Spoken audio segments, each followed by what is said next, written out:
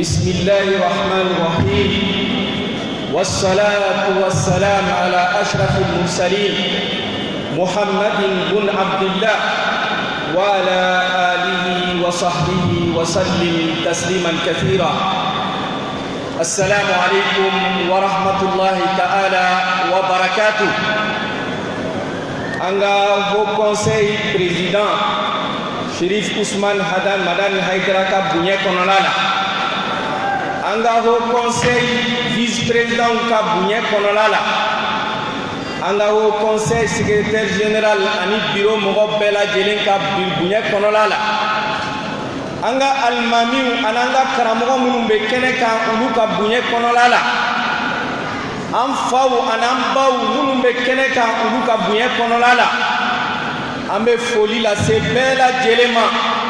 n'o ye kisi foli ye ka ala deli ala ka kisi saba kɛ an bɛɛ lajɛlen ye ala ka bɛn ani basigi sabati an ka jamana kɔnɔla la an bɛ ala subahana taala deli nin fitinɛ in ala ka bɔda ɲuman di an ma a la kodɔnnaw ko n'i b'a fɛ ka dankari nation dɔ la i b'a fɛ ka dankari jamana dɔ la ko n'i sera ka fɛn fila kɛ o y'i selen ye o jamana la o fɔlɔ ye fɛn jumɛn ye n'i sera ka jamana o jamana ka éducation tiɲɛ k'a ka éducation bafoué nation n'i sera ka éducation na o ye nation binnen ye i sera o nation in na bi bɛɛ lajɛlen ɲɛ b'a la Mali éducation bɛ cogo min na ɲɛdimi don kɔnɔdimi tɛ fɛn filanan ko n'i ser'o la i b'a nation bin i bɛ se a la o de ye duw ye ko n'i sera ka du mara minɛ dutigi la dutigi bɛ yen nka du mara tɛ a bolo n'i sera ka réussir o la o y'o nation fana binnen ye an bɛ ala deli ala k'an ka jamana kisi ka bɔ nin banaba fila ma bana mun n'a yɛrɛ kelen don bi ni mɔgɔ fila tɛ ɲɔgɔn sɔsɔ a la an bɛ lahalaya mun kɔnɔ bi n'o ye an ka jamana bɛ lahalaya mun kɔnɔ bi a kɔlɔlɔ fanba bɛ se mɔgɔ minnu ma o de ye denmisɛnninw ye n'o de ye jeunesse ye la jeunesse est acteur en même temps victime de cette situation acteur jeunes de be manipuler jeunes de be utiliser jeunesse de be instrumentaliser bɛɛ lajɛlen fɛ mɔgɔ minnu bɛ mago bɛ fanga la u bɛ jeunesse de instrumentaliser mɔgɔ minnu b'a fɛ ka jamana minɛ u bɛ jeunesse de instrumentaliser la jeunesse est instrumentalisée pour des objectifs inconnus mɔgɔw ka laɲini u kɛlen don ka jeunesse manipuler ka jeunesse don da fɛ walasa u ka laɲini bɛ se ka sɔrɔ cogo min na en même temps nous sommes victimes bi kalanso joli de bɛ yen ni denmisɛnninw tɛ se ka taa kalan kɛ a kɔnɔ denmisɛnnin joli de bɛ yen ni olu ka avenir menacelen don a tɛ dɔn sini olu bɛna mun de sɔrɔ jamana in na minnu bi ni jamana mara b'u bolo an bɛ ɲininkali mun kɛ u la jɔn de bɛ ka anw denmisɛnninw faga bi fagali min bɛ ka kɛ denmisɛnninw la ni denmisɛnninw bɛ bɔnɛ a la an baw an'an dɔgɔninw an'an kɔrɔw min bɛ bi a la jɔn de bɛ fagali in kɔfɛ jeunesse b'a fɛ k'o dɔn parce que anw de ye victime ye ko in na an b'a fɛ ka mun fana dɔn o de ye bi mɔgɔkɔrɔbaw u b'a fɛ ka jamana jumɛn de d'anw ma tiɲɛ na jamana jumɛn de b'a fɛ u bɛ na mun d'a ma tiɲɛ na un pays divisé, une nation déchirée, mɔgɔw bɛ ka ɲɔgɔn faga mɔgɔ aw bɛ la o de bɛna di anw ma comme héritage la o ye ɲininkali ye an bɛ mun ɲɛsin an ka ɲɛmɔgɔw ma n'an ka faamaw ma car u taara impôt bɛ sara u ye taxe bɛ sara u ye olu de y'u kan bɔ k'a fɔ k'u bɛ se ɲɛmɔgɔya dira u ma donc u kan ka k'u jija ka jeunesse k'a protéger ka jeunesse encadrer ka jeunesse bila sira la sira mun b'a to jeunesse bɛ se k'a ka jamana nafa nka une jeunesse qu'on a essayé k'a manipuler une jeunesse où on cherche à distraire la jeunesse ka jeunesse bila tulonkɛ la ka jeunesse bila dɔn na ka jeunesse bila une jeunesse sans objectif une jeunesse sans responsabilité avenir bɛ sɔrɔ o la cogo di? Donc la jeunesse doit prendre conscience de cette situation. Angan kanga destin ta en main. Allah est responsabilité mun di ama. Allah est placé mun dama en tant que jeune. Angan ka jo ola. O kama amba fo président et Chérif Ousmane Madani Haïdarani au conseil. Nous ka wele sera en jeunesse ma tumotuma. O ban soro nyefe. Nous ka wele sera jeunesse ma tumotuma. Jeunesse bu nyefe. Wala saka ni bara nke kase adana. Wala saka ni bara nke malika fanga anaka bunye biseka segama chogodi. Wala sa juya mun taraka nyesi ni jamana munuma. Jamana muni ala ifsamantia bakanye. Oye anga population majorité plus de 60% de notre population c'est des jeunes. Wallahi bi diye jamana mogobe boli jamana mununa. C'est une population vieillissante pour bekera makrobaye. Je nous tout fait tuguni. La jeunesse be on le faire. Une population plus de 60% jeune. Ala yambla jamana fonaka ressources no ye jatew minaw ye mu sabati ka fa anga jamana de signe sigi ressources naturelles la ou be soro anga jamana ndeka. O kama juguya talenu ka anye o kama anye be ni ko bela jelena be mununu ku ye fe moyen wala sanga jamana ressources ka mogo gen ka bobu sigi yoro la ka mogo gen ka bu ka dula ka mogo gen ka bu ka forola ka mogo ke kongoto ye ka anga mogo faga wala sa se ka accaparer anga ressources la togomina ni de finalité to bela jelenye ka ko masquer dans le but ka se pas la nyinima jeunesse ye conscience ta jeunesse ya famu o kama jeunesse bela jele be appel mu lancer anya nyogo mine kunu chogo mina bi anga mbolo di o nyogo ma o chogo kelena ko ni bela jelen tora ka yiri bolola mo do nana kabe na yiri juin tige na o bela jele ma o fanga fara nyogo ka ni yiri tigera yiri bolo kuma te ntuguni da o kama jeunesse quelles qu'en soient nos divergences quelles qu'en soient nos tendances on a conscience qu'on soit plus manipulé qu'on n'accepte pas une manipulation on est genou de amène un bolo di nyomani ala sona en tant que jeune malien tendance bé au kama saline qu'on a jeunesse bé de toutes les tendances communauté femme bé appela jele ka jeunesse représenter les loya quand bolo di nyoma Chérif Ousmane Madani Haïdarani au conseil na ka wele sera ma ban so awnye fe ame ala dele ala ka umna nye fe ala ka na spati complot mun ba nga jamana contre la ame ala deli ala kan fanga se ala kan benento ala kan ke mo ye kuna ambalo la nyon kan chomi en communauté dans la diversité ame ala subhanahu wa ta'ala deli ala ko heren se ama ala kan nga jamana se la halala mun kausa ka temnika ame mun fo mo koroba ye an jeunesse ka duawu ye fen muye mo ni ngani ya nyuma mbi bolo ka nyesi jamana ima mo ni kewale nyuma mbi bolo ka nyesi jamana ima ambe ala deli ala ki sabati ala ki deme mo ni ngani ya jude bi bolo ka nyesi jamana ima ni kewale jude bi bolo ka nyesi jamana ima ambe ala deli ala ka kunko da tigima kunko mun ba tare nyina jamana ima ala ka an sabati wassalamu alaikum wa rahmatullahi ta'ala wa barakatuh. Tu es Ousmane Diarra, secrétaire à la jeunesse, bureau exécutif national du Haut Conseil islamique du Mali. Il a fait un peu de ambalmao kunafoni charina chamambe anga sanu konoya. Kakere ala radio citoyen adi radio dambe ulu be retransmission ke en direct. Kafara ulu ka Chérifla acti Tata, Radio Tata Sigaso au synchronisé le Chérif Lactila, Radio Bani Mopti, Kankan Kobadani, Radio Citoyen 2, Nyonon Free, Radio Dakan, Kafara, Radio Sahakan, Kainumbe, synchronisé le nom, Nimwatina, Chérif Lactila, ou la retransmission en direct. Sony, Amekuma di Anganyama Bama. nka yan'o cɛ ni hukumu kɔnɔ Haut Conseil kɛlen don ka baara dɔw boloda baara minnu bolodalen don a bolodalen don cogo min an karamɔgɔ Mohamed Makiba ale bɛn'i da don la k'o lase an ma Haut Conseil bureau exécutif national vice-président don an b'a ɲini Mohamed Makiba fɛ a ka bisimila Haut Conseil ye baara minnu boloda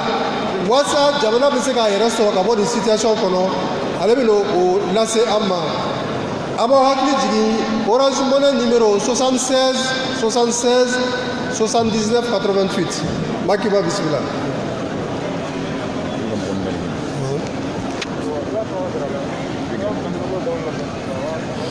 أعوذ بالله السميع العليم من الشيطان الرجيم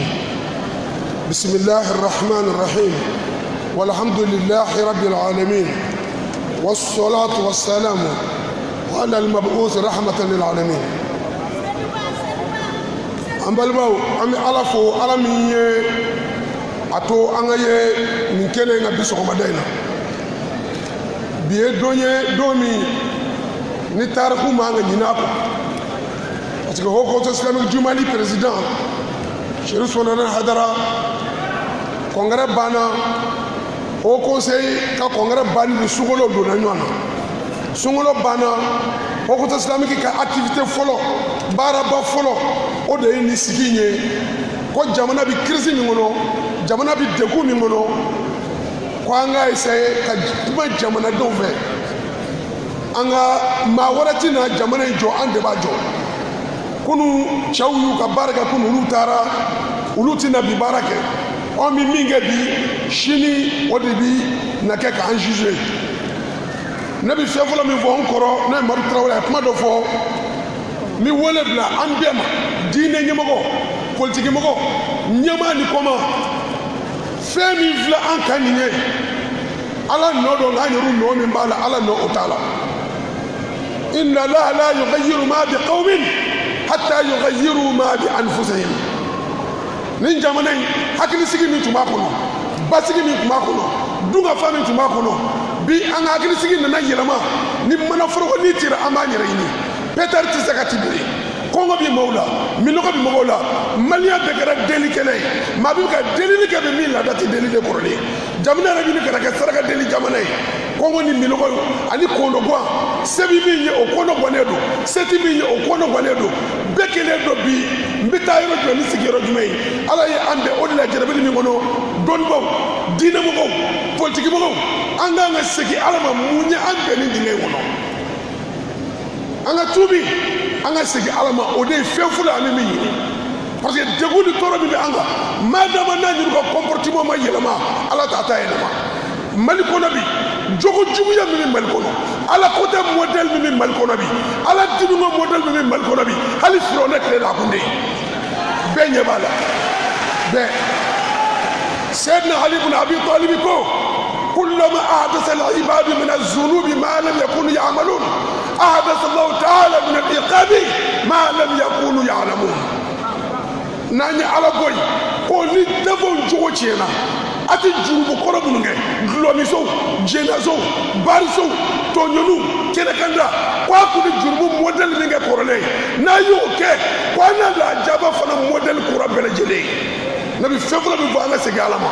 an ka tuubi an ka yafa ɲɔgɔn ma an k'an tɛgɛ di ɲɔgɔn ma an bɛ fɛn fɔlɔ min ɲini min ka gɛlɛya bɛ o de ye autorités u ka jɔ n'i y'a ye milisi kidira fa bɛɛ fɛ kadɔ y'u ta dilan fulaw y'u ta dilan mouvement armé bɛ jamana fa bɛɛ fɛ parce que ni état tɛ yen ni administration tɛ yen sɔrɔsi ni politique minnu kan ka jamanadenw sécuriser n'olu tɛ yen mɔgɔw bɛ obligé k'u b'u yɛrɛ défend ni bɛɛ bɛ ko k'i b'i yɛrɛ défend a bɛ kɛ peuple armé jamana ka hɛrɛ t'o la donc o la gouvernement kan ka jɔ jɔyɔrɔ min ka jamanadenw sécuriser ka jamanadenw kɔlɔsi o wajibi la don gouvernement fɛ a k'o baara kɛ ani mun wɛrɛ mun nana ni nin ye n'i ye mali télé lajɛ bi ka radio lajɛ fɔlɔ a ko bɛ fɔ de ko kayikaw ka tɔn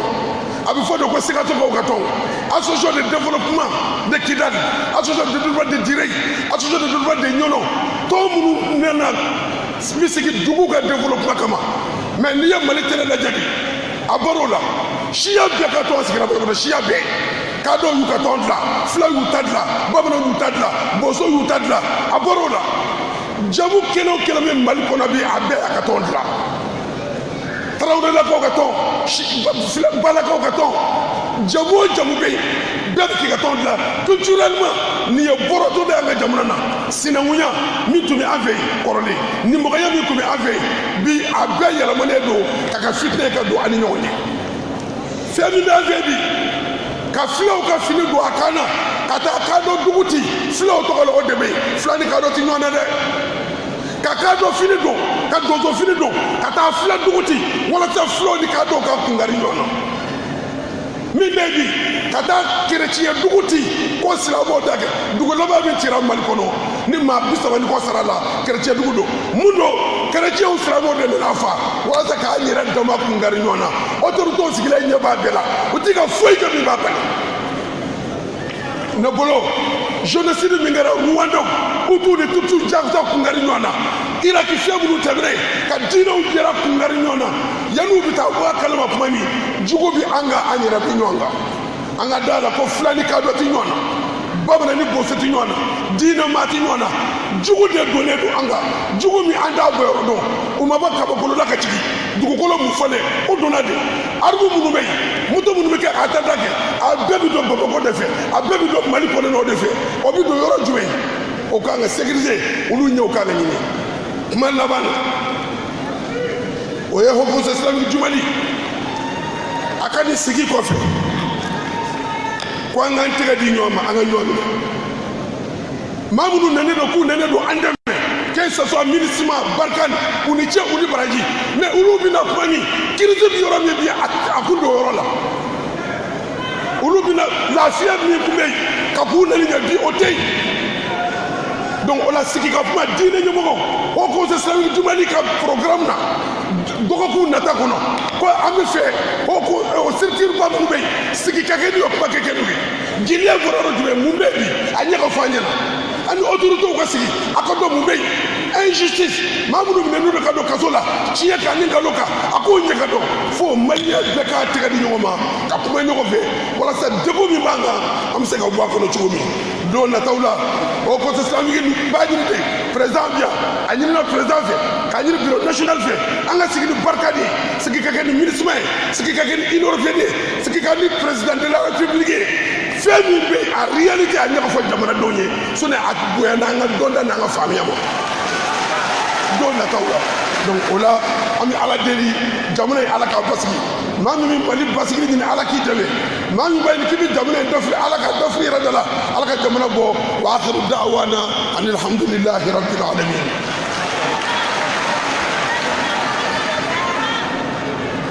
ba juzita khairan wa kufita sharran maki ba bɔra ka min fɔ maki la kuma daminɛ la Imam Mohamed Traoré da sera ma k'a fɔ ko siyako kɛlɛ tɛ an ka jamana kɔnɔ diinɛko kɛlɛ fana tɛ yan o dalilu an b'a yira o la sisan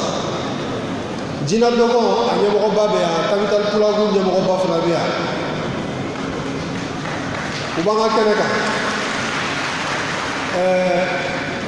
kadɔw ka jeunesse u ka représentant bɛ yan an mago b'a la a ka se kɛnɛ kan yan filaw fana tɔgɔlatɔ min bɛ yen olu ka jeunesse ka représentant fana bɛ yan o maa fila dakuruɲa kelen min b'u bolo u bɛna lase an ma n'a sɔrɔ kɛlɛ bɛ yen wala ni kɛlɛ tɛ yen an bɛna dalilu sɔrɔ sisan le représentant de la jeunesse Jina Dogon, le représentant de la jeunesse Pelu k'a yira k'a fɔ siyako kɛlɛ tɛ anw fɛ k'a yira k'a fɔ ko diinɛko kɛlɛ o fana tɛ anw fɛ bisimila.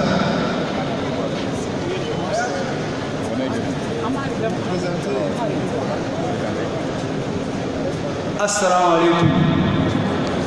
Ne tɔgɔ ye Dramane Yaliku ye. Association min bɛ an ka danbe ni an ka dɔnniya min bɛ k'o lakana jamana in kɔnɔ dɔgɔtɔrɔw b'a danbe u b'a wele association min ma Jina Dogon o denmisɛnninw ka ɲama de ye. Mɔgɔw bɛ bali ka ne ni Amadu Diko a yɛrɛ bɛna bɛna représenter ka an ye ɲɔgɔn fɛ baara la gɛlɛya min bɛ an ka jamana kɔnɔ na o man ka kɛ balilanko ye parce que an mun bɛ ɲɔgɔn fɛ an wolola ɲɔgɔn fɛ an lamɔna ɲɔgɔn fɛ donc n'u mɔgɔ ye an ye ɲɔgɔn fɛ n'a bɛ balo la an fana bɛ balo la parce que an bolo o ye a kɛcogo de ye o ye c'est pas que kumaw nana an farala ɲɔgɔn na a ma kɛ ten anw bɛ ɲɔgɔn fɛ depuis an wolola denmisɛnninma an bɛ ɲɔgɔn fɛ an bɛ ɲɔgɔn de bolo donc fɛn min de don an yɛrɛ b'a dɔn fɛn min de don an yɛrɛ nɔ t'a la an yɛrɛ nɔ t'a la a bɛ an de kan donc fɛn min bɛ an kan an b'a lajɛ an bɛ bolo di ɲɔgɔn ma an bɛ se ka fɛn min bɔ an kunna cogo min na o de la an ye événement kɛ ɲɔgɔn fɛ an bɛ meeting kɛ ɲɔgɔn fɛ an bɛ conférence kɛ ɲɔgɔn fɛ sinon an bɛ ɲɔgɔn bolo don o don diɲɛ don o don an ma deli ka kɛlɛ an tɛna a kɛlɛ fana mais denmisɛnnin minnu bɛ yen fulaw b'a la dɔgɔnɔw b'a la kɛlɛ in na denmisɛnninw bɛ yen an kɔrɔkɛ jara y'a fɔ yan cogo min na an instrumentaliselen don fɛn min de don mɔgɔ de bɛ an bila kow dɔ la donc an bɛ fɛ k'a jija k'a fɔ an denmisɛnnin tɔw ye ko fɛn min de don an ka hakili sigi k'a lajɛ ni mɔgɔ kuntan ninnu bolo an bɛ se ka an yɛrɛ bɔ cogo min na an bɛ ka o boliboli de kɛ an bɛ k'o boliboli de kɛ et puis an kɔrɔkɛ ye kuma min fɔ sisan an y'an ka kuma lamɛn an y'a ka kuma mɛn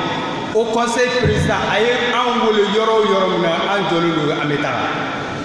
an jɔlen don an bɛ taa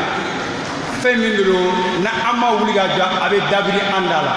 a y'a fɔ cogo min na an de ye acteur de an de ye victime ye mais kɛlɛ in na fɛn dɔ kɛra an ka président fɛ président son excellence Ibrahim Boubacar Keïta fɛ a fɛn diyara an ye a ye an ka président kɔrɔ Jɔnkuna Tarawele ka nommé ka kɛ a yɛrɛ ka représentant ye centre kɔnɔ la a ka fɛnw lamɛn o diyara an ye mais an bɛ ka laɲini dɔ kɛ an ka président de au conseil islamique k'a lase président ma IBK ma k'an ka an fa an mɔkɛ Amadu Tumani Ture a fana nommé ka kɛ médiateur ye crise in kɔnɔna na o bɛ diya an ye a yɛrɛ k'an ka kuma las'an ma an b'a dɔn a bɛ se k'an ka kuma las'an ma o bɛ diya an ye Amadu Tumani Ture dɔgɔnɔ de don Amadu Tumani Ture fila de don bamanan de don bozo de don dafin de don soirée de don an b'a an yɛrɛ retrouver la n'a nana la la an bɛ se ka kuma dɔ fɔ a ye an tɛ se k'a fɔ tɔ min o y'an ka laɲini n bɛ bɔ kuma la aw ka yafa n ma n'a kuma fɔra n'a digira mɔgɔ la o ka yafa. Ok, assalamu alaikum bandira an bɛ au conseil islamique fo aw bɛ hakɛ to ne tɛ bamanankan mɛn kosɛbɛ mais je vais essayer de me débrouiller donc ne tɔgɔ ye Amadu Diko ne ye président jeunesse tactile Plako donc ne kɔrɔkɛ Dramane Yalikoye a y'a bɛɛ fɔ donc n'a a y'a fɔ ne man kan ka na ka don kuma caya quoi donc an b'a fɛ ka yira dɔrɔn kɛlɛ foyi t'an na dɔgɔnɔ ni filaw bɛ kɛlɛ an bɛ bɛn centre la an bɛ ɲɔgɔn bonya an bɛ maa kelen dɔrɔn de mais sisan maa wɛrɛ de nana ka bɔ a ɲɔgɔn cɛ ka tiɲɛni kɛ o de kosɔn bi an t'a dɔn jɔn de bɛ filaw faga jɔn de bɛ dɔgɔnɔw faga parce que n'a y'a lajɛ k'a ɲɛ mun kɛra Ogosagu ani mun kɛra Sɔmanda la a bɛɛ action kɛlɛ donc an t'a dɔn jɔn de bɛ ka ni baara sugu kɛ olu de b'a fɛ ka filaw ni dɔgɔnɔw ka ɲɔgɔn faga donc an bɛ maliyɛn bɛɛ wele ka bolo di ɲɔgɔn ma pour que ka ɲɛsin problème pour que ka solution sɔrɔ n'o tɛ a man ɲi donc il faut arrêter de dire c'est le problème que dɔgɔ comprenons tout simplement que c'est un problème qui est introduit qui est importé au Mali et qui est là à tirer des fils du Mali chaque jour que Dieu fait donc aw bɛ hakɛ to parce que je ne comprends pas bien Bambara je vous remercie qu'Allah bénisse le Mali merci. Merci beaucoup, Diko. Ajarama, Kamodo, merci. Nisangani na page Vieux Blé, El Haj Adama Jara, a fait une retransmission qui est en direct. Page Vieux Blé. Ni connecté à Kamsa, il va sur la retransmission qui est en direct. Oui, là, il y a un conseil d'activité Béladjini, à bout de retransmission qui est à la Kanasa. Ni waati la an bɛna kuma di au conseil secrétaire général docteur Mamadou jamu tani ale bɛna ka intervention kɛ tubabukan na an b'a dɔn k'a fɔ médiaw b'an fɛ yan diɲɛma fana b'an lajɛ walasa min fɔra u fana ka faamuya sɔrɔ a la falyatafaddal mashkuran ma'jura. Bismillahir Rahmanir Rahim. Alhamdulillahi Rabbil Alamin wa salatu wa salam ala Rasulillah. Assalamu alaikum wa rahmatullahi wa barakatuh. Et depuis un certain temps, nous assistons dans notre pays à un enchaînement de violences d'une atrocité inouïe.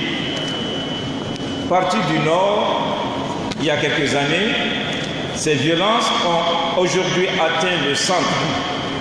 et se manifestent par des massacres de personnes,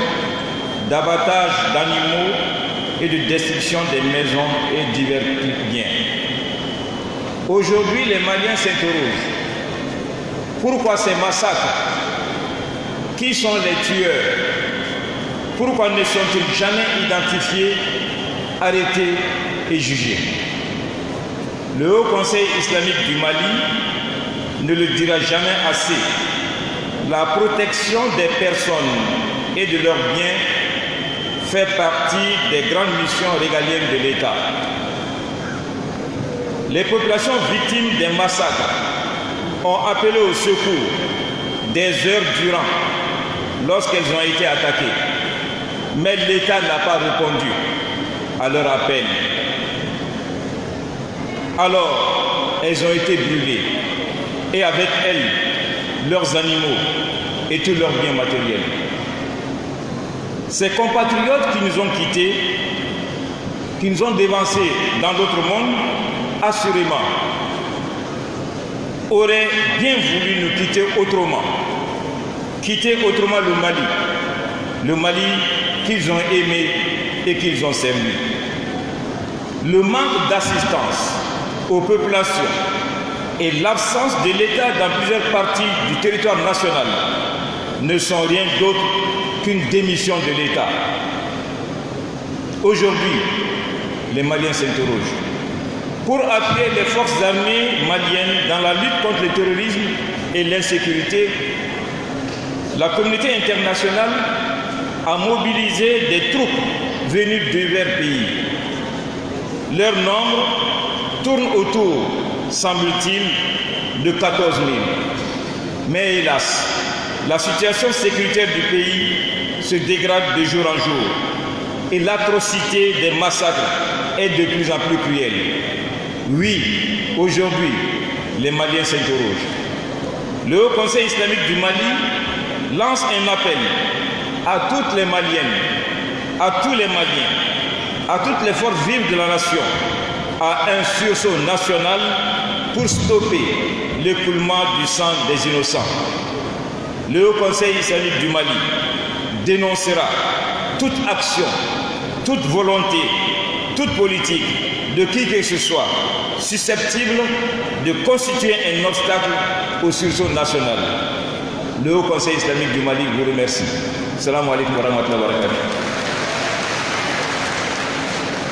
Wa alaikum salam wa rahmatullahi ta'ala wa barakatuh. An bɛ foli kɛrɛnkɛrɛnnen kɛ an ka minisiri Maître Kasum Tako ani an ka minisiri Adama Saba Seku. Gɛlɛya bɛ yɔrɔ min na n'o ye Mopti jamana ye o ressortissant association minnu b'o tɔgɔ la u ka ɲɛmɔgɔw don Ala k'a n'u sara hɛrɛ la. An bɛ foli kɛrɛnkɛrɛnnen kɛ an ka minisiri ye Dr Yakuba Traoré au Conseil islamique président d'honneur don Ala k'a n'a sara hɛrɛ la. Alhamdulillah an ka maaba caman bɛ yan an bɛ bɛɛ fo ka bɛɛ waleɲuman dɔn. Sisan an balimakɛ dɔ gɛrɛla n na a bɛ salle kɔnɔ yan a ko a yɛrɛ fari man d'a la kosɛbɛ tun y'a gɛlɛya ko f'a ka kuma Thierno Hadi Thiam fɛ a ko fɛn t'ale yɛrɛ bolo se t'a ye nka balo dɔɔnin b'ale bolo a ka so a ko min b'a bolo a ka so ale y'a décidé ka tila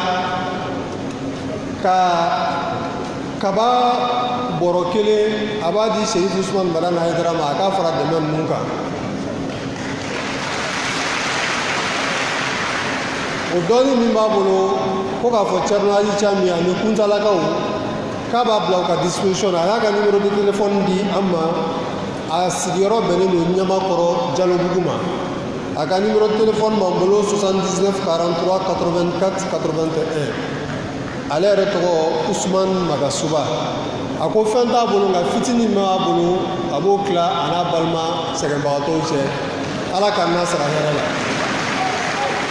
an ye Orange Money numéro min di réseau ko kama a bɛ se ka kɛ gɛlɛya bɛ don a la bi ni min ma se ka sɔrɔ bi n'i y'a essayer i ka continuer réseau in bɛ baara kɛ an karamɔgɔ Thierno Thiam bɔra k'a fɔ kalo 3 fo ka se kalo 6 ma donc n'a ma marché bi sini il faut continuer à tenter ni ala sɔnna a bɛ don aw ka dépôt bɛ se ka kɛ ala ka n'aw sara hɛrɛ la an ka sigi sera kuncɛyɔrɔ la an bɛna kuma di kumatigi ma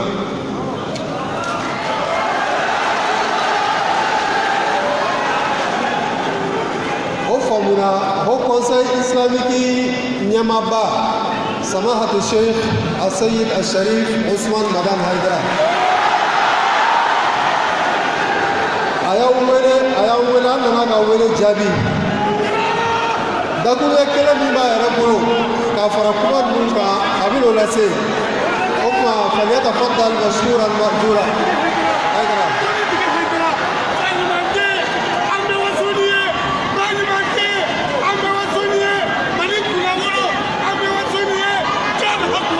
Assalamu alaikum wa rahmatullahi ta'ala wa barakatuh.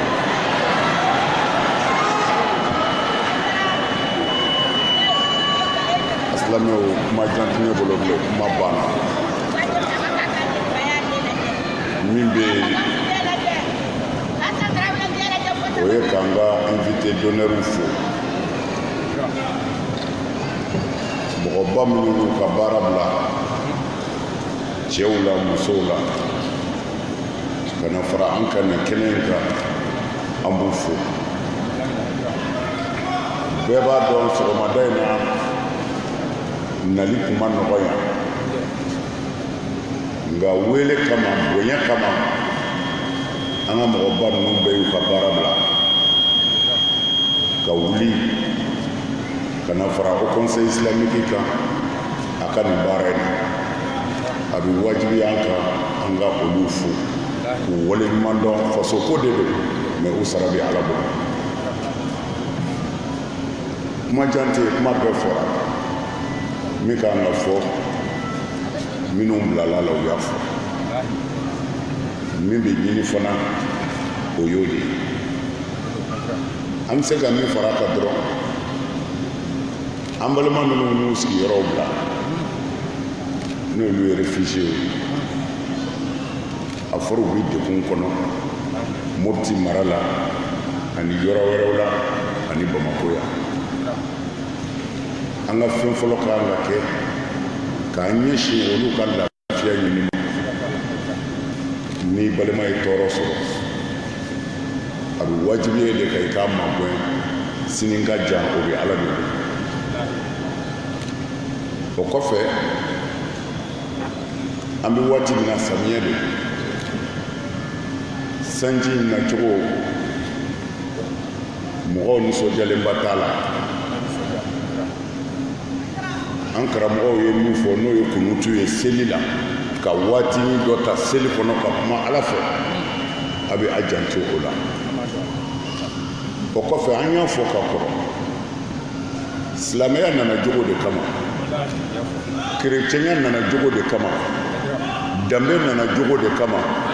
ɲɛ hɔrɔn ye a nana jogo de kama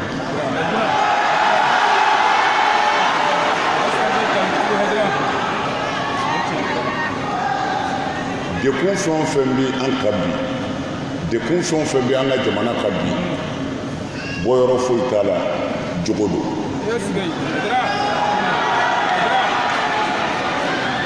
ne m'a fɔ dɛ ala y'a fɔ kuranɛ kɔnɔ ko tɔɔrɔ min bɛ aw kan masiba min bɛ aw kan ko dɔwɛrɛ tɛ dɛ ko a yɛrɛ bolo ye baara min kɛ k'o de b'a kan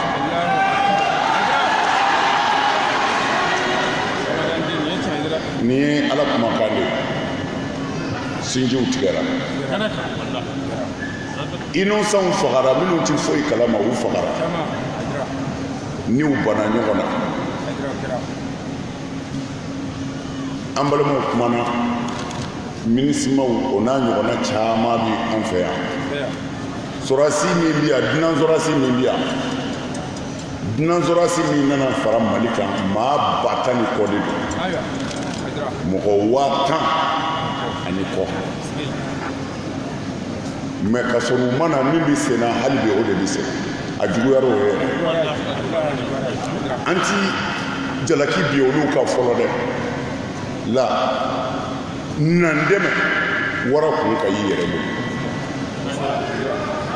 n'an bɛɛ farala ka ban ɲɔgɔn na k'an kɔ don ɲɔgɔn ma hali ni diɲɛ force bɛɛ nana mɔgɔw faralen u tɛ se ka aw mago dilan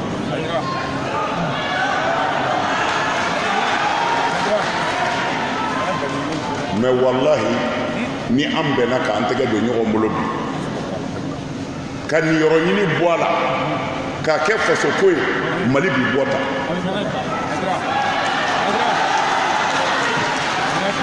mɔgɔ fagala ninnu minnu bɛ kungo kɔnɔ olu ka cɛ ni manjugu mɛ u tɛgɛ bɛ minnu bolo dugu kɔnɔ u dɔnnen don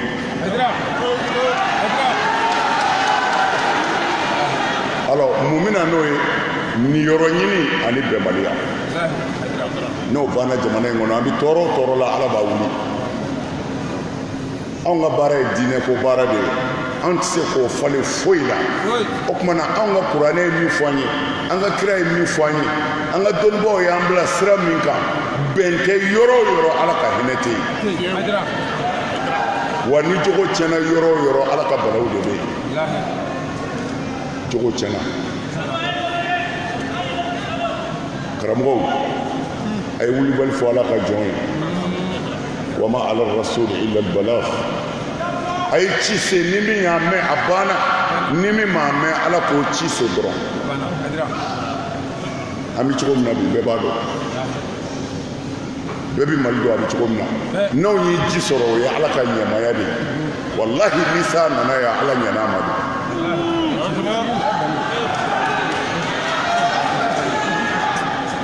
faamaw ye fantanw tɔɲɔ fantanw yɛrɛ dama ye ɲɔgɔn tɔɲɔ hɛrɛ bɛ bɔ min mali ye fantan jamana ye an b'o de fɔ o ye tiɲɛ kɛ kɔgɔji t'an bolo yan pétrole ma bɔ yan fɔlɔ mɛ an bɛ min kɔni dɔn ni maa kelen ye mɔgɔ 100 min yɔrɔ don yɔrɔ o yɔrɔ la a bɔ man di sɛgɛn na fo tiɲɛ de ka fɔ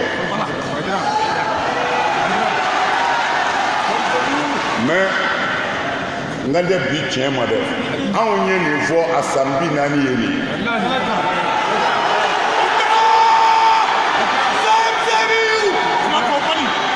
san 40 an tɛ ka mɔgɔw wele ka na foyi ma jogo kɔ ala ko ten kira ko ten wa kira yɛrɛ ma ci dɔwɛrɛ kama ni jogo tɛ bu'istu li utammima makarim al akhlaq ni Mamadu cira de n ka na jogo dilan o tuma na nin ye Haut Conseil islamique ka kɛnɛ de ye foyi t'an bolo ala n'a ka kira kɔ o la n'an bɛ kuma an ka kuma ni ŋaniya ye ni dusukun ye mɔgɔw ɲɛ bɛ min na o ye kɛnɛmana ye mɛ setigi ɲɛ bɛ min na o ye dusukun ye o la kuma surunya kama an ka segin an kɔ an ka tuubi an ka segin an kɔ an ka tuubi an ka masa in wele n ti bɔ nin kɛnɛ in kan fo n ka mɛtiri Tapo fo Tapo a ye baaraba kɛ kɔrɔna kɛlɛ ko in na a kalo joli ye nin ye su ni tile a wulilen don ka jɔ a ye jamana caman munumunu nin ko in na ka mali maaba caman fara ɲɔgɔn kan ale kelen tɛ mɔtika ye mɛ ale bɛ k'a ka nafolo ta bi k'a boli kɛ o ye ŋaniya ɲumanya de o de la an bi dugawu k'a y'a kɔfɛ an b'a k'a y'a ɲɛna a ka cɛsiri an faralen b'a kan a y'an fara a kan an faralen b'a kan mali problème bɛɛ la jango a wulilen bɛ moti ko min na ni joli ma jɔ jamana o jamana kɔnɔ hɛrɛ ti jɔ ye k'i tugu ka mɔgɔ kelen ni bɔ ala ko k'i tugu kira ko te sallallahu alaihi wasallam ala yɛrɛ de y'a fɔ kuranɛ na k'i tugu ka mɔgɔ kelen ni bɔ ko bi i bi minɛ de komi maa min ye diɲɛ bɛɛ faga diɲɛ bɛɛ mais ne ye nin fɔ ka kɔrɔ segu dɔngɔnɔw ani an balima filaw jihadi min b'u ni ɲɔgɔn cɛ jihadi dilanlen de don u yɛrɛ ni ɲɔgɔn cɛ tɛ ninnu bɛ ɲɔgɔn kan a ka ca san 1000 ye tɔɔrɔ tɛ yen u bɛɛ bɛ ɲɔgɔn kan kan fɔ mun y'u sɔrɔ min y'u sɔrɔ n y'o de f'u ye min ye silamɛya sɔrɔ kunu o de y'u sɔrɔ bi an t'a fɔ a y'u sɔrɔ dɛ a y'an sɔrɔ de a y'an bɛɛ sɔrɔ silamɛya min filɛ n'an b'a la don o don i b'a mɛn k'u ye bɔmu don misiri kɔnɔ silamɛ ka taa bɔmu don misiri kɔnɔ i kan k'a ɲininka k'a bɛ mun ye a tɛ ala jugu nɔfɛ bilen kɔnɔ a b'a yɛrɛ jugu de nɔfɛ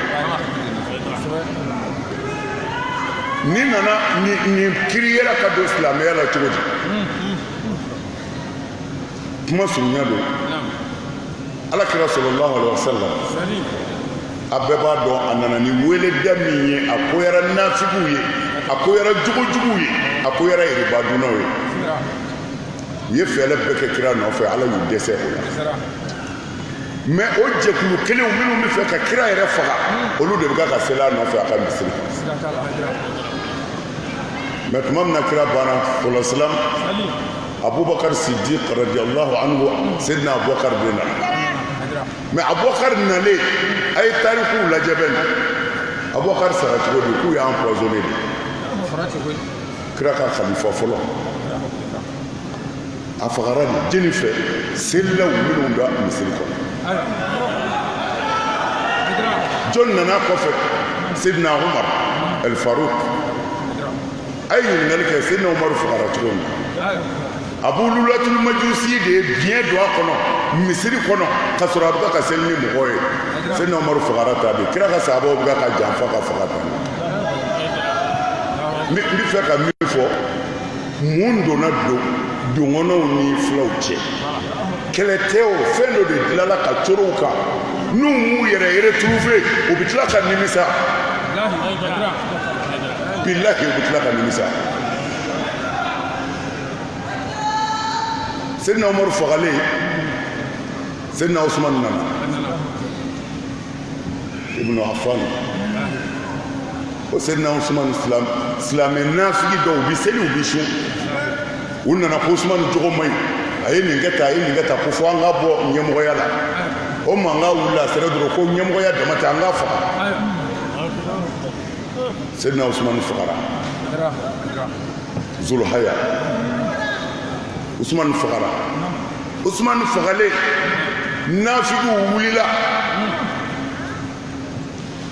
ka fara ɲɔgɔn kan ko an ka taa kɛlɛ wuli minnu ye Sayyidina Usman faga fo ka u juger u nana jɔnni bilala Usman fagalen sisan Sayyidina Ali u nana Sayyidina Ali yɔrɔ la ko minnu ye Usman faga ko a k'u juger Sayyidina Ali k'u ma min ye Usman faga minnu y'a faga jamakulu de don u bɛ Madinɛ fan bɛɛ fɛ u bi jamana yɔrɔ caman na an tɛ se u la bi k'u juger wa n'an ko an b'u juger diyagoya la ni min bɛna to a la ni ba yirikaw de don sariya ti joli bɔnni fɛ an ka ko kɛ ni hakili ye o kɛra min na o y'a sɔrɔ alakira muso sallallahu alaihi wasallam an ba Aisha o y'a sɔrɔ o taa bɛ hiji la jamakulu dɔ de bɔra Madinɛ ka taa alakira muso nɔfɛ hiji la ko a ka far'u kan u ka taa silamɛw wuli yɔrɔ bɛɛ pour que ka na Usman joli ɲini minnu ye Usman faga k'u juger an b'a Aisha mɔgɔkɔrɔba kun tɛ ni kuma bɛ faamu u bɛna se ka tɛmɛ nin kan mɔgɔkɔrɔba kun tɛ u donna n'a hakili cɛ k'a minɛ kuranɛ ko kira musow kana b'u ka so mais u y'a nɛgɛn ka taa n'a ye diɲɛ kɔnɔ o bɛ ka sila ko kira yɛrɛ muso nana a bɛɛ ka bɔ silamɛw a ka fara ɲɔgɔn kan bamuru ka ta mɔgɔ min ye Usumani faga an bɛ taa tajuru sara k'u la alors n'a fɔra kira muso dɔ sallallahu alaihi wasallam mɔgɔw b'u bɔ Sidina Ali y'o de mɛn k'a fɔ k'u ye kira muso détourné hiji la k'u bɛ ka taa n'a ye ka kɛlɛdenw mercenaires ɲini n'a ye Sidina Ali ko kira muso sallallahu alaihi wasallam o man ka taa maa bolo o y'a mɔgɔw wuli mɔgɔ 1000 Madinɛ u bɛ taa kira muso nɔfɛ sallallahu alaihi wasallam pour que ka na n'a ye kira ka so mais kɛlɛcɛw tugura nɔfɛ fo ka se mɔgɔ 1000 ma u taalen ɲɔgɔn sɔrɔ dugu kɔnɔ Sidina Ali y'a ka ciden bila ka taa an ba Ayisa ta yɔrɔ la k'u ka taa fɔ a ye mun y'a don nin na a ko foyi m'ale don nin na dɔrɔn bin kɛra Usumani kan k'a faga u nana fɔ a ye a n'an bɛ kɛlɛcɛw ɲini u ka taa Usumani joli ɲini Sidina Ali ko k'u k'a fɔ a ye n'a ni kɛlɛcɛw taara k'u bɛ Usumani joli ɲini mɔgɔ dama min bɛ sa maa ba yirika don u k'a to ko ka suma u k'u dɔn k'u juge an b'a sita ko a ko nin ye tiɲɛ ye ko ale sɔn o tuma na mun kɛra sisan nafigi minnu bɛ silamɛya kɔnɔ u bɛ fɛ ka silamɛya ci kɛlɛden 2 bɛnn'a kan an ka ko bila ni ala sɔnna ni ko basigira minnu ye Usumani faga an bɛna hadu k'u la bɛn kɛra nin kan o tuma na minnu bɛ u ni ɲɔgɔn cɛ olu ko n'an y'an sigi tan ko nin an ta tiɲɛnen ye parce que ko nin ye silamɛya sabatitɔ de ye u ko an bɛ mun kɛ u ko a bɛ tila groupe 2 ye su in na groupe kelen ka taa bin Sidina Ali ka mɔgɔw ka k'u faga groupe kelen ka bin an b'a Ayisata ka mɔgɔw ka k'u faga n'o kɛra u b'a fɔ Sidina Ali y'an janfa ninnu fana b'a fɔ an b'a Ayisa ka mɔgɔw y'an janfa k'u bɛ kari ɲɔgɔn na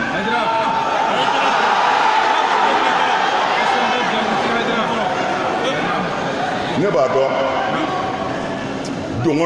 dɔngɔnɔ karamɔgɔw bɛ nin yɔrɔ dɔn ka tɛmɛ ne kan fila karamɔgɔw bɛ nin yɔrɔ dɔn ka tɛmɛ ne kan mais an bɛ ɲɔgɔn hakili jigin tuma min na n'o kɛra ɲɛnabɔ ma k'a la bilen koyi nin ye kira ka sahabaw de ani kira muso o yɔrɔ bɛɛ kɛlɛden 2 ye ɲɔgɔn sɔrɔ a ye ɲininkali kɛ wagati jamani la ko ni joli tora la silamɛ hakɛ min ni sara la wa o de filɛ o bɔnmudenw de filɛ misiri kɔnɔ hali bi jama tilala 2 ye kelen ko k'olu kɛra sunna ye kelen ko olu kɛra siya ye nin 2 de bɛ ɲɔgɔn na fo ka taa lahara se a kɛlɛ ti jɔ o tuma na a man kan n'an y'an badenw ye o la an yɛrɛ b'a la koyi ni tasuma tugura a faga dɛ n'i ye tasuma tugulen a faga n'a walankatara a b'i jeni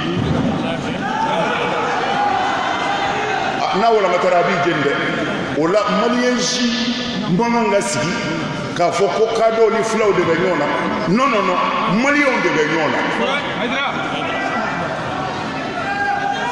maliyɛnw de bɛ ɲɔgɔn na an bɛ min fɔ Mali faamaw ye an y'a f'u ye siɲɛ caman Mali tɛ faama ta ye Mali ye maliyɛnw de ta ye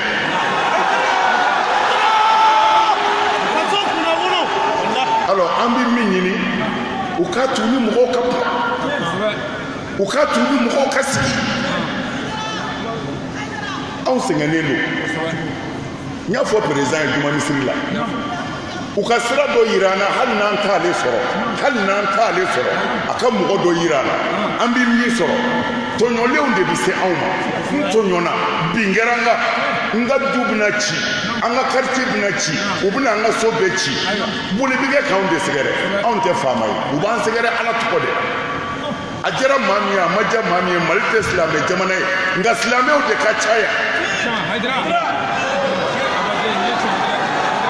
hali n'o ma diya min ye ala de y'a kɛ kumana sira kan ka di silamɛ ɲɛmɔgɔw ma ala ye minnu bonya ni silamɛya tɔgɔ ye hali n'u man kan n'a ye n'ala y'a kɛ ni mɔgɔw jigi bɛ sigi u kan faamaw kan ka sira dɔ bila an bɛ se ka taa ni fantanw kungo ye u fɛ yen cogo min fantan ni ɲɛji jamana o jamana na ala b'a ci bilahi du kɔnɔ ala b'a ci mɔgɔ tɔɲɔnen ka ala wele ti faamaw a ye sira di an n'a ka karamɔgɔw ka sigi a bɛɛ tɛ se ka kɛ tubabukan fɔ ye dɛ dɔ fɔra tubabukan la dɛ dɔ fɔra tubabukan la wa tubabuw yɛrɛ nana mɛ foyi ma ɲɛnabɔ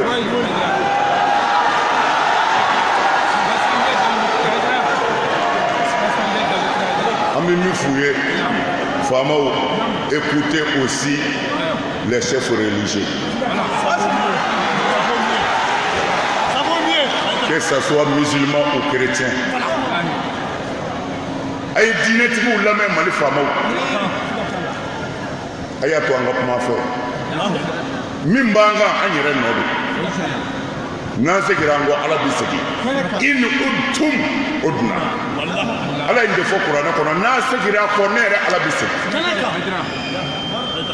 faamaw a y'a to an n'a ka kuma an b'aw bilasira de fantan minnu bɛ kule la k'a yira aw la a k'a lajɛ ni min tɔɲɔlen don a k'o bɔ tɔɲɔ kɔnɔ ni min tɔɲɔlen tɛ a ka tiɲɛ fɔ i ma tɔɲɔ dɛ dalilu filɛ a b'a la o la u bɛ se anw minnu ma anw bɛ lafiya anw tɛ taa dɔrɔmɛ ɲini ayi ne b'o fɔ ka segin o kan nin kɛnɛ in kan yan kabini ala kan da kabini ala kan da faama ma sigi mali kɔnɔ yan faama tɛ mali kɔnɔ yan ko ne ayidara delila ka n bolo jan ko mugan di yan n'a bɛ yan ka bɔ ka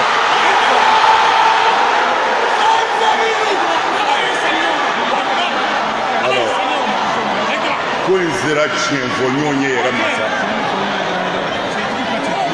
n bɛ ka kuma janya na a bɛ yafa ma n bɛ kuma surunya yan ka an baw fo ko u ni ce nka an b'a fɔ perezanti ye miliyɔn kelen ka dɔgɔ dɛ aw yɛrɛw dama bɛ se ka tan di a bɛ se ka mugan di ayiwa ni aw nana ni kelen ye a ye dɔ fara a kan o kumana ala k'a ni sababa bɛn jamana in ala k'a basigi jamana in ala k'a suma jamana in ala ka hɛrɛ don a kɔnɔ ala k'an bɛn n'an bɛnna mali ɲɛna hali ni minisima taara mɛ a tɛ kɛ bɛn kɔ dɛ salamu aleykum wa rahmatulah.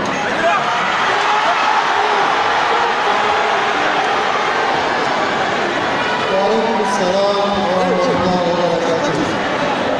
Sisan an b'aw ladɔnniya k'a fɔ dɛmɛ min ko fɔra a ye sigi an bɛna dugawu kala a ye sigi an bɛna dugawu kala a ye sigi a ye sabali dugawu ma kɛ fɔlɔ a ye sigi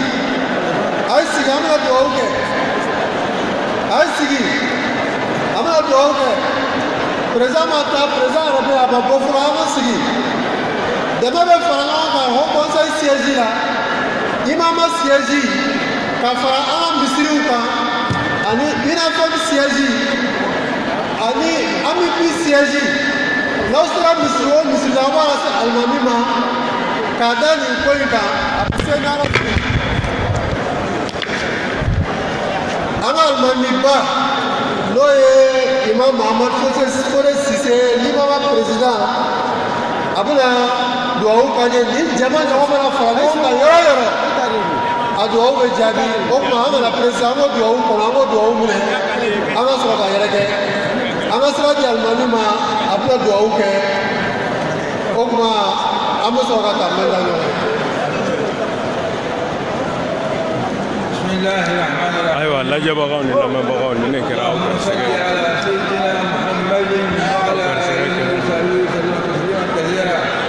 dugawu kalan de bɛ sen na nin wagati la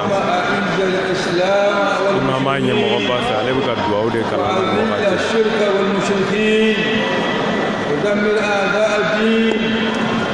اللهم أزل عنا الغلاء والبلاء والوباء والقحط والجدب والفتن ما ظهر منها وما بطن اللهم ربنا آتنا في الدنيا حسنة وفي الآخرة حسنة وقنا عذاب النار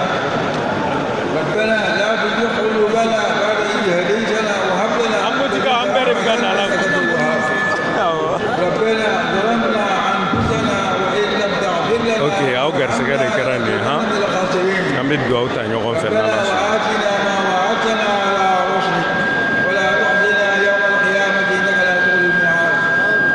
ربنا لا تؤاخذنا إن نسينا أو أخطأنا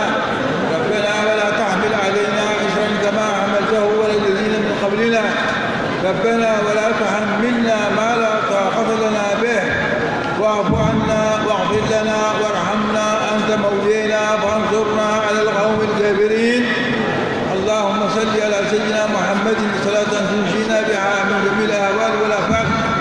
وتقضي لنا بها جميع الحاجات وتطهرنا بها من جميع السيئات وترفعنا بها عندك على الدرجات وتبلغنا بها أقصى الغايات من جميع الخيرات في الحياة بعد الممات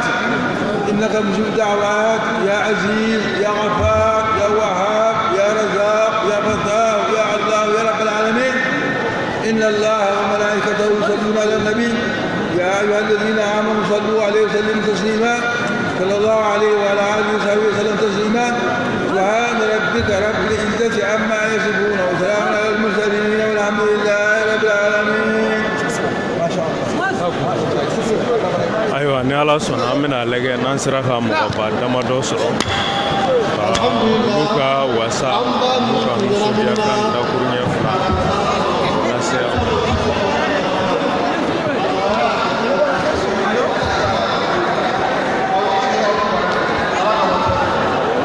ni ala sɔnna an bɛ interview damadɔ kɛ kɛnɛ mɔgɔbaw kan ni ala sɔnna o tuma an bɛ baara kɔnɔ. Gado mun kɛra wasaba ye an ka taga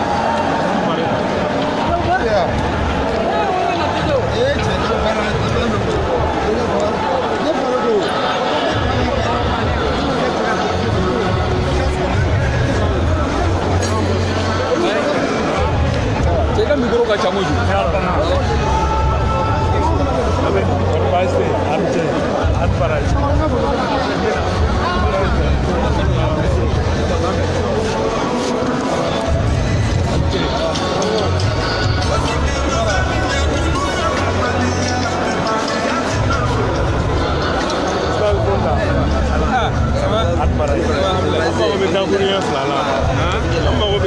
filala baara in tɛmɛ cogo la yala an bɛ se ka dɔn an bɛ fɛ k'i dɔn fɔlɔ komi lamɛnbaga mɔgɔ caman ɲɛ b'an na awɔ dakuruɲɛ fila Mamarakan awɔ subhanallah ayiwa an bɛ se k'a dɔn baara in tɛmɛna cogo min na aw ye nimisiwasa sɔrɔ a la.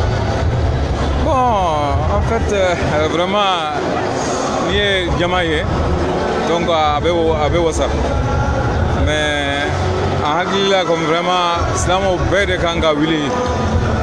parce que Mali ko de don mɔgɔ ko tɛ bɛɛ ka ko de don donc vraiment ni bɛɛ nana ka a ka dimi yira ani a ka tɔɔrɔ yira peut-être que inchallah n'a ka di Ala ye bɛɛ bɛ don sira kelen fɛ ka bɔ sira kelen fɛ o de bɛ an jɛ Mali la donc n'i ye Mali ye n'i ye soso mun ye i b'a sɔrɔ siya caman b'a la i b'a sɔrɔ e furula bambara ma i den furula kadɔ ma i denmuso furula filaw ma vraiment Mali ou bien kɔrɔbɔrɔ ma ou bien larabu ma ou bien tamasek vraiment an bɛɛ ye so kelen n'i ye u bɛɛ ɲini i ka mɔdenw n'u ye ɲininkali kɛ u tɛ foyi f'i ye ko fɔ b'a fɔ ko an ye maliyɛn de vraiment aujourd'hui an ka histoire a gɛlɛyara kosɛbɛ an ka hakili sɔrɔ k'a fɔ ka an bɛ tiɲɛ de bila denmisɛnninw ye a tiɲɛ ma ɲɛ dɛ a tiɲɛ ma ɲɛ den ko n'an bɛ ɲɔgɔn faga ka to mɔgɔw de ka an manipuler ka mɔgɔw wuli yan ka fali siri ka taa fɛn lien ka to wuli ka na a ka dun vraiment o tɛ diinɛ ye o tɛ danbe ye o tɛ adamadenya ye même bagaw ni kɔngɔw b'u la de u bɛ fɛn dɔ minɛ ka dun mais ka fɛn bɛɛ faga tɛ. 'Mɔgɔ mun sara a t'a dɔn mun na a sara e mun y'a kɛ a bɛ dɔn a la. Donc vraiment ni ye Mali ye ni ye Mali ye donc vraiment eta don tono sita e kan donc vraiment ako aka galera de ala kan ka jamana kiso kɔfɛ Sherif Usman Madan Haidara doni Haut Conseil candidat la e de kɛra sababu ye yala baara in ye inimisi wasara n'a y'a kɛ ŋaniya min na k'a ma bon parce que effectivement ne kɛra sababu ye ka candidature do Haut Conseil de la cadre tɔgɔ la k'a sɔrɔ wallahi a t'a kalama ne ma taa f'a ye ne y'a kɛ semaine kɔfɛ de an ye ɲɔgɔn ye vraiment an y'a dɔn ka n'an y'a kɛ ale bɛ se Amine la ne m'a kɛ dɛ mɔgɔ bɛ ko dɔw kɛ i bɛ nimisa kɛli la ale de nin kɛ o ale de nin kɛ ne kɛra seulement ne bolo de y'a kɛ mais ala de n ci a ka kɛ ala de y'a tigɛ ne ka ne tɛ se ka nimisa a ka foyi la n'i tɛ mɔgɔ mun dɔn e t'a dɔn ni e bɛ mɔgɔ fɛ e bɛ se ka ko bonya kosɛbɛ n'i t'a fɛ e bɛ kuma jugu bɛɛ de fɔ a kan mais ala bɛ mun dɔn o wasara voilà mais alakira yɛrɛ ma kisi jugu la mɔgɔ tɛ se ka kisi jugu la bon an b'a ɲini ale fɛ dɔrɔn fo sisan a ka sabali a y'a sira taminɛ cogo min a ka taa o sira fɛ a ko mɔgɔ lamɛn a ka n b'a dɔn o y'a jogo mais foli fana o ye hakili wɛrɛ ye merci i ni baraji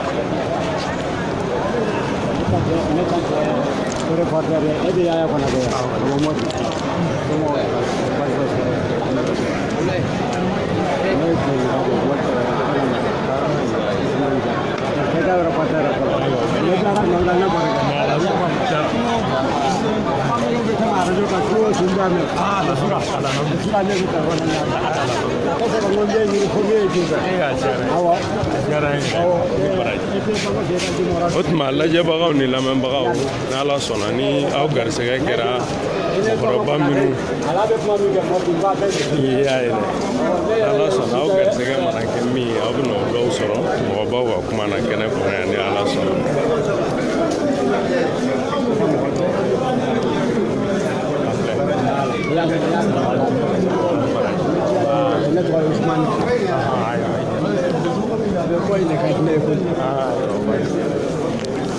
ayiwa an bɛ yɔrɔ min na yan nɔ hakili la mɔgɔba camanba bɛ yan nɔ nka caman bɛ so kɔnɔ fɔlɔ ni ala sɔnna aw garisɛgɛ mana kɛ min ye aw b'o sɔrɔ inshallah an bɛ foli kɛ aw la ala fɛ bɛn se ma ala k'o di ani silamɛ bɛɛ lajɛlen ma i b'a fɔ aw b'a kalama cogo min na nin kɛnɛ kɔni kɛra jigimafa ni wasa bɛɛ ye nka komi mɔgɔba caman bɛ kɛnɛ kan yan nin waati la aw ɲɛ bɛ min na nin ye denmisɛnnin minnu n'olu yaalala mɔgɔw ni ɲɔgɔn cɛ Touré salamu aleykum an mago bɛ dakuruɲɛ fila la salamu aleykum yala an bɛ se k'a dɔn aw ye Bamakɔ dugutigiw ye baara in tɛmɛna tɛmɛ cogo min na aw ye nimisi wasa sɔrɔ bon an bɛ fɔlɔ ka foli kɛ au Conseil islamique du Mali ye o ka nin ŋaniya in na an ye min faamu a la gɛlɛya min bɛ jamana kɔnɔ o Conseil y'a kanu ka jama wele an ka hakiliw fara ɲɔgɔn kan an bɛ se ka bɔ gɛlɛya in kɔnɔ cogo di ne dun hakili la o ma fili ka d'a kan an bɛ gɛlɛya in kɔnɔ a mɛnna an b'a fɔ ni dɔ ma fara kan fɛn ti bɔ a la an dun ka jate la ɲɛmɔgɔw bɛ ka dɔ kɛ u bɛ k'u se kɛ dɛmɛbagaw fana bɛ k'an dɛmɛ nka hali bi a ma ban o tuma o b'a yɛrɛ k'a fɔ ko bɛ anw yɛrɛ maliyɛn dama de ka gun kan sisan an yɛrɛ k'a lajɛ bɛnbaliya min bɛ an ni ɲɔgɔn cɛ ka bɔ fan o fan fɛ an k'olu da ka Mali lajɛ ka Mali ta ka Mali bila an sanfɛ ka Mali bila an ka ŋaniyaw sanfɛ ka Mali bila an ka ɲinifɛnw sanfɛ hali n'o ma kɛ wagati bɛɛ n'o kɛra wagati kɛrɛnkɛrɛnnen na an bɛ bɔ gɛlɛya kɔnɔ an b'a fɔ o ma an ka bɛn dilan min b'a to maliden bɛɛ bɛ ye jɛkulu min kɔnɔ k'an bolo di ɲɔgɔn ma k'an ŋaniyaw kɛ kelen ye k'an ka kɛtaw n'an ka fɔtaw n'an ka yetaw kɛ kelen ye ka don da kelen fɛ ka bɔ da kelen fɛ n'o de kɛra an bɛ se gɛlɛya in na minnu bɛ k'an dɛmɛ fana an bɛ baara nɔgɔya u bolo gɛlɛya kɛ a tɛ ban fɛn min b'o kɔ ala de b'o dɔn dɛ ala k'an kisi o ma nka n'an yɛrɛ ye an ka bɛrɛ minnu b'an ni ɲɔgɔn cɛ n'an y'olu bila ka Mali de ta k'a ɲɛsin Mali ma a ka ca ala fɛ a bɛ nɔgɔya an b'a ɲini maliden bɛɛ fɛ fɛn o fɛn jɔlen b'a ka kɛnɛ min kan a bɛ se ka kɛ n'i ka jo don dɛ fan dɔ in fana min bɛ i kɛrɛfɛ n'o ni hakilina tɛ kelen ye a fana bɛ se ka kɛ a b'a ka jo fɛ mɛ an bɛɛ k'an ka jo bila ka Mali de k'an ka jo ye ka Mali k'an ka yeta ye ka Mali k'an ka kanuta ye n'o kɛra ni ala sɔnna an bɛ bɔ jamana in kɔnɔ wulikajɔ caman kɛra nin kɛlen don Mali silamɛw ka fara ɲɔgɔn kan jɛkuluba fɛ yala aw jigima falen don k'a fɔ k'u bɛ se donni kɔrɔ u kan ka se donni kɔrɔ kɛ fɛn o fɛn kɛra jamana in kɔnɔ ni fɛnba don a ma kɛ diinɛ ɲɛmɔgɔw ɲɛnama dɛ a bɛ fɔ olu de ye u ka duwawu kɛ a bɛ fɔ olu de ye u ka nin fɔ misiriw la u ka nin fɔ mɔgɔw ye u ka nin fɔ kɛnɛ o kɛnɛ diinɛ ka bɔ a la jamana fana ye jamana ye Mali ye jamana ye diinɛ fanga ka bon Mali kɔnɔ ni ko diinɛ silamɛ diinɛ b'a la chrétien diinɛ b'a la dɛ mais a bɛɛ de fanga ka bon o tuma ni diinɛ fanga ka bon yɔrɔ min na wajibi diinɛ jɔyɔrɔ bɛ bonya ye ni diinɛ kumana a ka ca ala fɛ a bɛ se hadamadenw ma a bɛ se hadamadenw dusukun ma a bɛ se u ni ma a bɛ se u ka hakiliw ma fɛn fitinɛ min bɛ an na an bɛ se k'o bila ka na diinɛ ka weleli ma bawo ala de ka kumakan bɛ fɔ an ye n'an y'o minɛ o de bɛ se ka k'an bɔda ye ne kɔni hakili la diinɛ jɔyɔrɔ ka bon nin ko in na kosɛbɛ kosɛbɛ alhamdulilayi kuma laban tabarakala a diyara n ye baba kuma laban min b'an bolo ka malidenw wele bɛn kama ani kelenya ani koto ɲɔgɔn ta la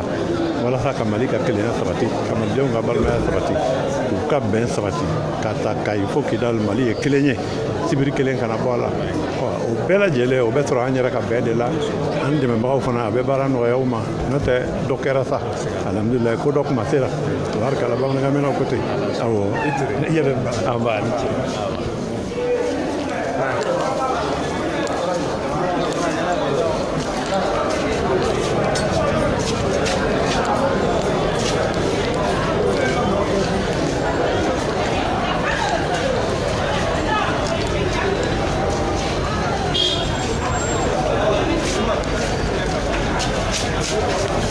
Salamu alaikum.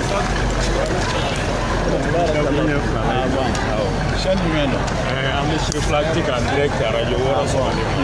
Salamu alaikum. Wa alaikum salam wa rahmatullah. Ustaz Mamadou Koumba e tɛ mɔgɔ dogolen ye Mali kɔnɔ yan. Yala nisɔndiya jumɛn b'aw la ka bɛn Mali silamɛw ka fara ɲɔgɔn kan ni ma Mali gɛlɛya furakɛ? Bon an nisɔndiyalen don an wasalen don an nisɔngoyalen fana don an dusu kasilen don. Basa bɛɛ bɛ k'i ka wari fara ɲɔgɔn kan sagalew k'a di maa minnu ma k'olu ka jamana sécuriser olu tɛ se ka foyi kɛ o bɛ mɔgɔ jigilatigɛ mais an nisɔndiyalen don an damaw sera ka fara ɲɔgɔn kan ko a kuma sera sa i ye mɔgɔ min ta ko a k'i ka so garder n'a dɛsɛra aw quartier lamɔgɔw ka fara ɲɔgɔn kan aw jamanadenw ka fara ɲɔgɔn kan a b'aw yɛrɛ sécuriser cogo min na ɲɔgɔn fanbaliya minnu bɛ yen ni Faransi bɛ ka olu nati ka yira mɔgɔw la o tɛ anw ka jamana kɔnɔ Faransi ka jeu don a banna. O ye hakili la Mali an ka faama dɔw fana faralen don kan kabini bi ma se. E hakili la silamɛw bɛna na se nin donni kɔrɔ. Silamɛw mana fara ɲɔgɔn kan ko o ko la jamana in kɔnɔ walahi u tɛ dɛsɛ ala siga tɛ na. Sigiri tɛmɛna u ye ala deli ala ka sanji na a tɛ sanji mana wa. Fo san bɛlɛnni nana o t'a dan ye wa. U ye ala deli don ala ka sanji na a tɛ ala ye sanji na a tɛ. Ala ka silamɛw mana fara ɲɔgɔn kan fɛn fɛn na jamana in kɔnɔ wallahi ala t'u jan ala k'an bɛ sababu na inshallah faama ko t'o la foyi t'o la silamɛw m'a fɔ faama si ka taa ni ala b'i la taa n'i ma taa jɛ la i bɛ taa a koya la ala k'an bɛ sababu amina arabi aw ni ce kuma ala k'aw sara amina amina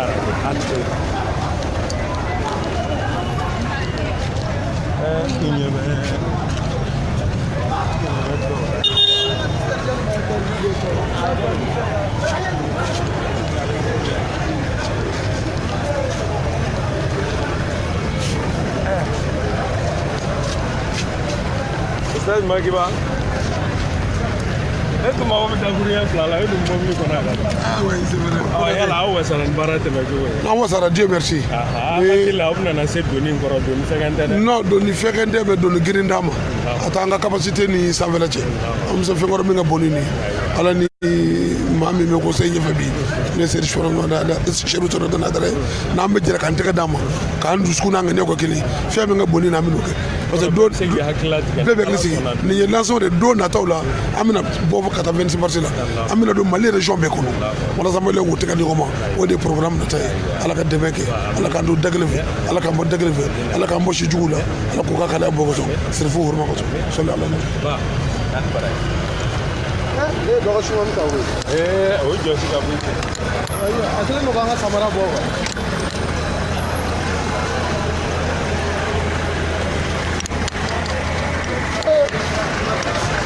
baara ye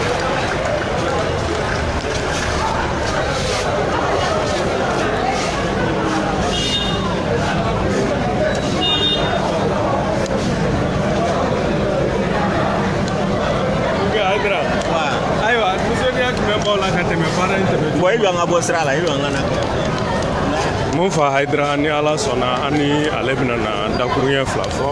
an y'a ye a fana ye haut conseil mɔgɔ mafalenba ye kɛnɛ in kɔnɔ yan nɔ